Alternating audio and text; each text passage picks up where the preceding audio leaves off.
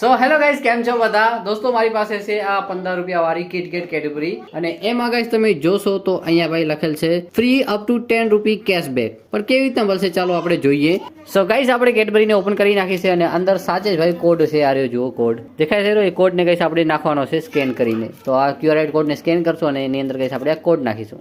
તો ગાઈસ અત્યારે આપણે સ્કેન કરશું. સ્કેન કરવા માટે ગાઈસ આપણે ફોનમાં ડાયરેક્ટલી સ્કેનર છે અથવા એપ્લિકેશન ડાઉનલોડ કરવું પડે. તો આપણે પહેલા કોડને સ્કેન કરીશું. સ્કેન કરી લીધા પછી આને આપણે ઓપન કરશું.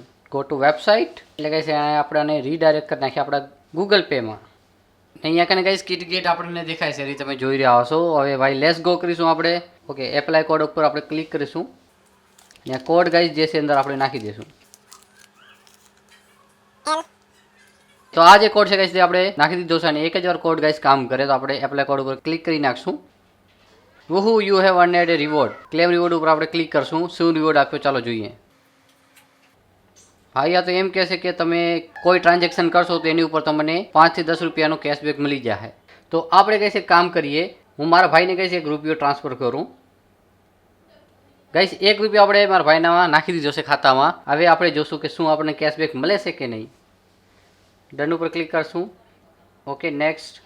ભાઈ કિટકેટ વાળું વાઉચર આપણને મળી ગયું. તમે જુઓ ભાઈ, જોઈએ કે કેટલો કેશબેક આપ્યો આપણને. તો ગાઈસ જુઓ, આ રહ્યું કિટકેટ વાળું વાઉચર. એમાં એમ કીધું હતું કે તમે કોઈ પણ ટ્રાન્ઝેક્શન કરશો તો તમને 5 થી 10 રૂપિયાનું કેશબેક મળી જશે. તો આને સ્ક્રેચ કરીએ આપણે. ગાઈસ 1 રૂપિયા ઉપર આપણે 5 રૂપિયા કમાઈ લીધા. ખાતામાં આવ્યા કે નહીં હોય એ પણ જોઈ લઈએ આપણે. તો ગાઈસ તમે જુઓ ભાઈ, ખાતામાં પણ આવી ગયા 6 રૂપિયા.